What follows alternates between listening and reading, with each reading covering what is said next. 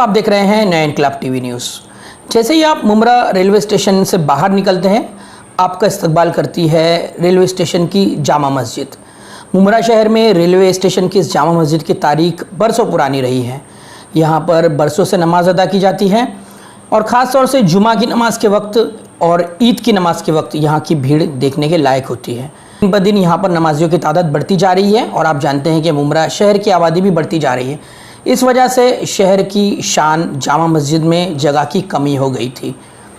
इसी को देखते हुए इस मस्जिद के ट्रस्टीज़ ने फैसला किया कि इस मस्जिद को थोड़ा बड़ा किया जाए, इसकी तौसीक़ की जाए और इसी सिलसिले की एक कड़ी थी। आज इसका इनॉग्रेशन रखा गया और इस इनॉग्रेशन के मौके पर अल्लामा मोइन मियाँ किबला के हाथों इसका संगे बुनियाद रखा गया। इस मौके पर सईद नूरी साहब भी मौजूद थे, फरीद नूरी साहब मौजूद थे, मस्जिद के मोतबर ट्रस्टियान मौजूद थे। इसके अलावा और भी दूसरी कई सियासी और समाजी शख्सियात ने रज़ाकाराना तौर पर इस इनॉग्रेशन में शिरकत की।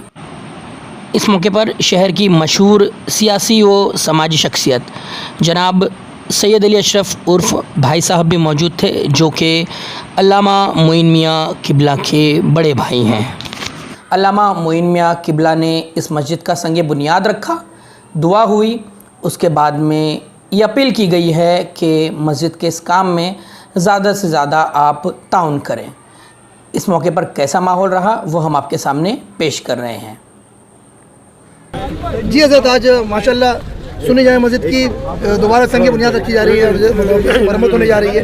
क्या कहना चाहेंगे इस पूरे मौके पर? काबिल मुबारकबाद हैं सुन्नी जामा मस्जिद की तामीर और तौसीक़ कराने वाले वो लोग जिन्होंने अल्लाह की घर की तामीर में हिस्सा लिया और यकीनन इंशाअल्लाह अल्लाह रब्बुल इज़्ज़त के घर की तामीर के लिए अल्लाह गैब से असबाब पैदा फरमाएगा, हालात पैदा फरमाएगा, ज़राए पैदा फरमाएगा, वसाइल पैदा फरमाएगा।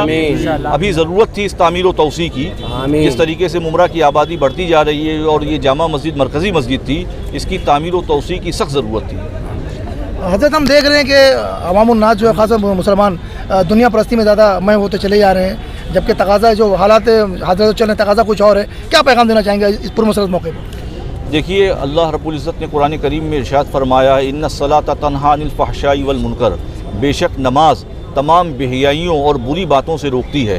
तो यकीनन जब इंशाअल्लाह हमारे घर का बच्चा, हमारे घर का बुज़ुर्ग, हमारे घर का जवान नमाजी होगा तो हर तरह की बेहयाई और बुरी बातों से रोकेगा। मस्जिद की तामीर को लेकर क्या कहेंगे? मस्जिद की तामीर को लेकर यही अपील है लोगों से कि ज़्यादा से ज़्यादा ताउन करें, इस मस्जिद की तामीर और तौसीक़ में ज़्यादा से ज़्यादा ताउन करें और अल्लाह उसका अजर अता फरमाएगा इंशाअल्लाह। अस्सलाम वालेकुम हज़रत। कैसे रफ़ीक भाई?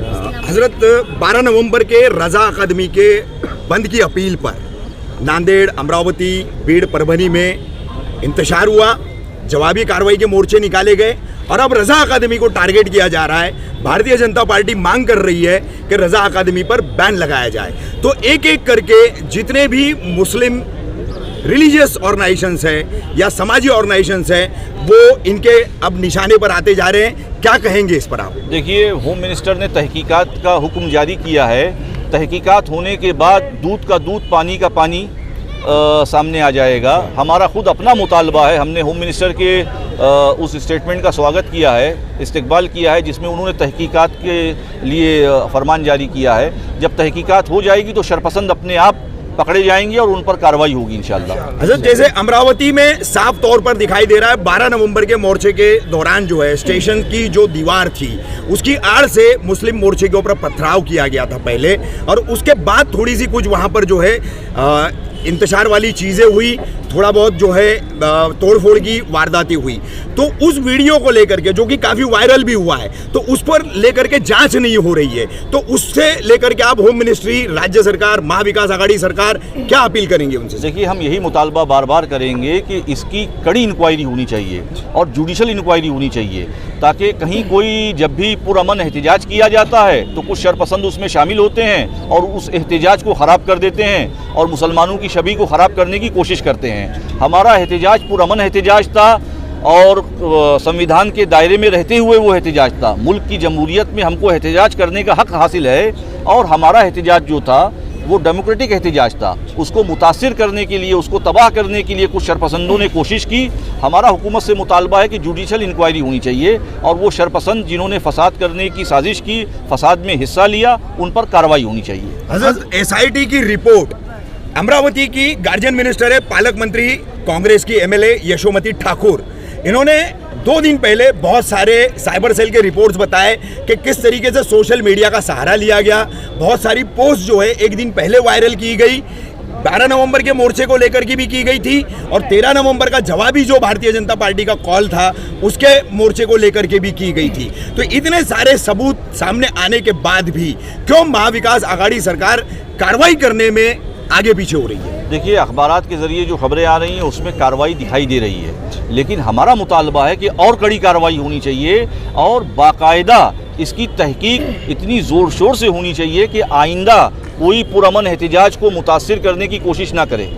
हजरत, त्रिपुरा में जो वकील और जो जर्नलिस्ट गए फैक्ट फाइंडिंग कमेटी के, उन पर UAPA के तहत जो है कार्रवाई की गई और अमरावती दंगों में जो भी पकड़े गए एक ही दिन में जमानत हो गई। इतना बड़ा फर्क है कानून की कार्रवाई का, क्या कहेंगे इस पर?